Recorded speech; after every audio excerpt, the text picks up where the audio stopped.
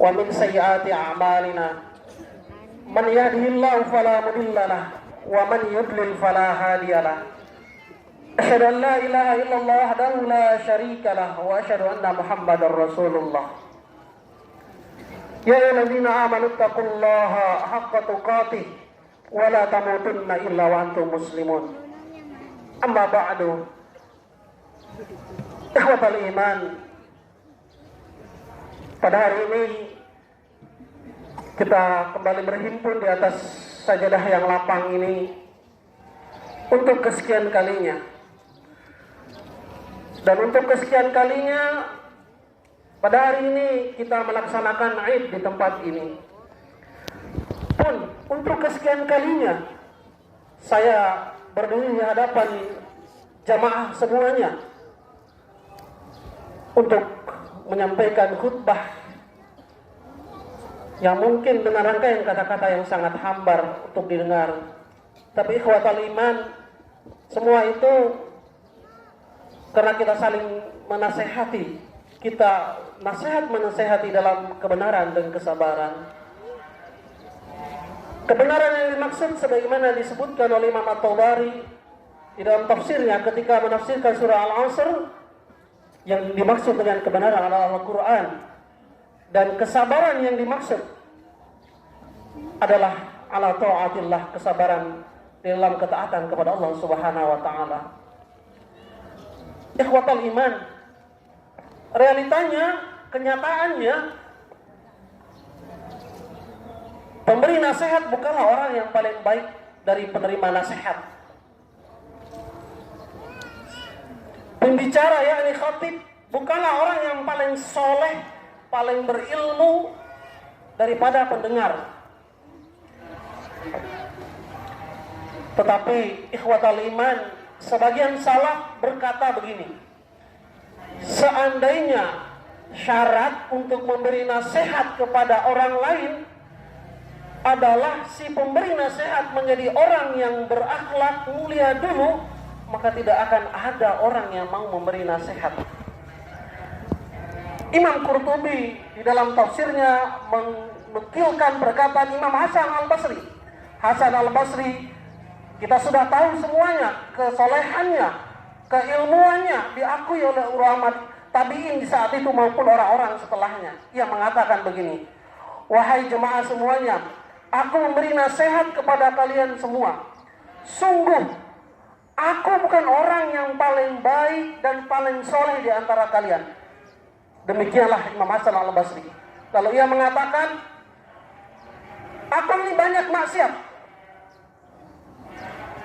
Aku ini banyak maksiat. Perhatikan bagaimana seorang Imam Hasan Al-Basri mengatakan begitu.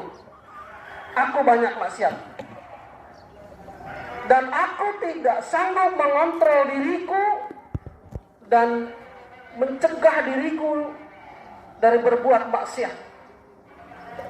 Andai saja, kata Imam Hasan Al-Basri, seorang muslim mau beri nasihat kepada saudaranya, si muslim tersebut, pemberi nasihat tersebut berakhlak mulia terlebih dahulu, maka hilanglah para pemberi nasihat di atas dunia ini.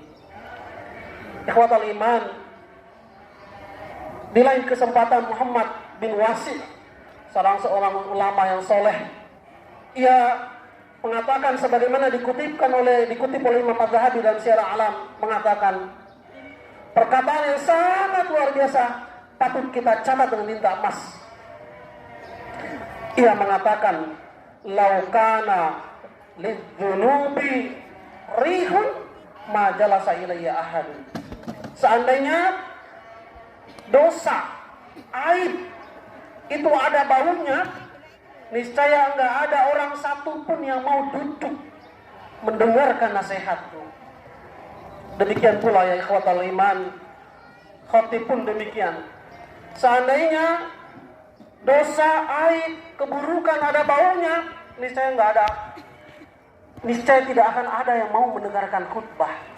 Karena itulah aib ikhwatal iman. Maka ikhwatal iman, saya menasihati kalian semua dan untuk diri saya sendiri, bahwasanya hendaklah kita semua bertakwa kepada Allah Subhanahu wa taala. Hendaklah kita semua melaksanakan sholat 5 waktu karena itu kebutuhan kita. Hendaklah yang belum berjilbab, berjilbablah karena jilbab itu tidak butuh kesiapan batin. Hendaklah yang selalu membuka aib saudaranya, tutuplah aib saudaranya. Hendaklah kita semua menghadiri majelis ta'lim, majelis ilmu, karena di majelis ilmu itulah ikhwatal iman, jiwa kita ini dicegah dari hal-hal untuk berbuat maksiat. Ikhwatal iman, Abdullah bin Mubarak mengatakan begini, ajab tuh, saya heran, kata beliau begitu, saya heran, liman lam yatlubil ilmah, pada orang yang sekalipun tidak mau datang ke majelis ilmu, tidak sekalipun mau datang untuk taklim. Katanya, kaifa tad'u nafsuhu ila mukarramatin. Bagaimana bisa dia mencegah dirinya dari berbuat maksiat, sedangkan majelis taklim dia tidak mau hadir.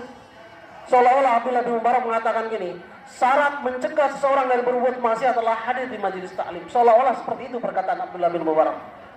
Allahu Akbar, walillahil hamd. Ikhwatal iman, setiap kita pasti punya aib.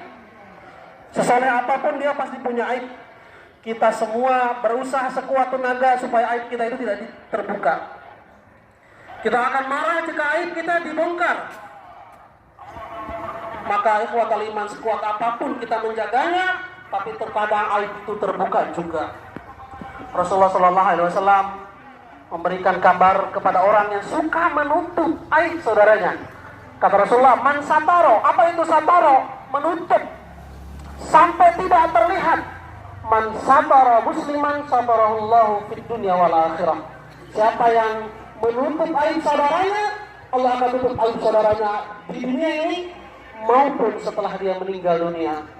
Ikhwatal iman, di lain kesempatan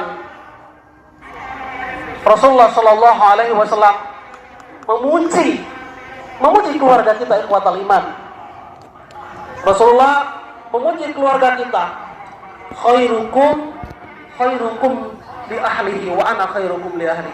Sebaik-baiknya kalian adalah orang yang paling baik terhadap keluarganya. Dan saya, kata Rasulullah, adalah orang yang paling baik terhadap keluargaku. Pertanyaannya, kenapa Rasulullah mengatakan sebaik-baik kalian adalah kepada keluarga? Bukan kepada tetangga, bukan kepada gurunya, bukan kepada sahabatnya. Jawabannya dijelaskan oleh para ulama adalah karena keluarga adalah orang yang paling pandai menjaga aib kita. Keluarga adalah tempat aib kita berada. Seperti apa jati diri kita sebenarnya itu ada dalam keluarga. Setiap hari kita bertengkar sama keluarga, berdebat, bersilat lidah, memperebutkan hal-hal yang sebenarnya tidak urgent, tidak penting. Tetapi itulah keluarga, aib kita selalu dijaga dan seketika pula kita akan kembali berteman, kembali menjadi keluarga kembali. Akan berbeda jika kita bertengkar dengan tetangga. Berbulan-bulan lamanya kita akan butuh waktu untuk berbaikan. Akan berbeda kita bertengkar sama orang lain, butuh waktu bertahun-tahun untuk kembali islah, berdamai. Maka ikhwatal iman, kita bersyukur kepada Allah. Allah tanamkan rasa cinta dan kasih sayang kepada keluarga kita, kepada ibu kita, kepada bapak kita, kepada istri dan anak-anak kita yang selalu menjaga aib kita. Maka ikhwatal iman, kata Rasulullah, berbuat baiklah kepada keluargamu. Khairukum li ahlihi wa ana khairukum li ahli. Saya adalah orang yang paling baik terhadap keluargaku. Demikianlah yang disampaikan oleh Rasulullah sallallahu alaihi wasallam. Allahu akbar, walillahil hamd. Ikhwatal iman, seperti biasa ketika di Idul Fitri maupun Idul Adha, Rasulullah memberikan nasihat khusus kepada kaum perempuan. Bismillahirrahmanirrahim. Bapak Ibu, terutama para ibu, ini adalah nasihat yang disampaikan oleh Rasulullah SAW kepada khusus untuk para wanita. ketika Idul Adha seperti ini, Rasulullah menyampaikan khutbahnya dan para wanita yang saat itu melemparkan infaknya, melemparkan sesuatu yang berharga di hadapannya saat itu, karena sesuatu yang dilemparkan bisa jadi menjadi penebus dosanya terhadap keluarganya. Ikhwatul iman, Rasulullah mengatakan gini, ada 3 amalan yang menjadi kebanggaan seorang wanita. Apabila ketiga amalan ini ia laksanakan dengan sebaik-baiknya, maka dikatakan kepadanya, silahkan pilih surga mana yang kamu sukai. Yang pertama adalah seorang wanita yang senantiasa menjaga sholat 5 waktu. Yang kedua, seorang wanita yang senantiasa berpuasa Ramadan.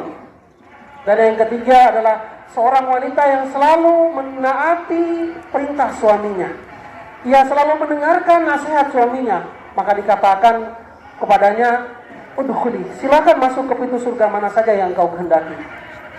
Di lain kesempatan, wahai kaum ibu, inilah nasihat Rasulullah, bukan nasihat saya ya sebagai seorang khatib. Rasulullah mengatakan gini, uritun nar, saya pernah lihat api neraka. Faidah taruh ahliha anisa. Kalau saya melihat ternyata penghuni neraka paling banyak adalah wanita.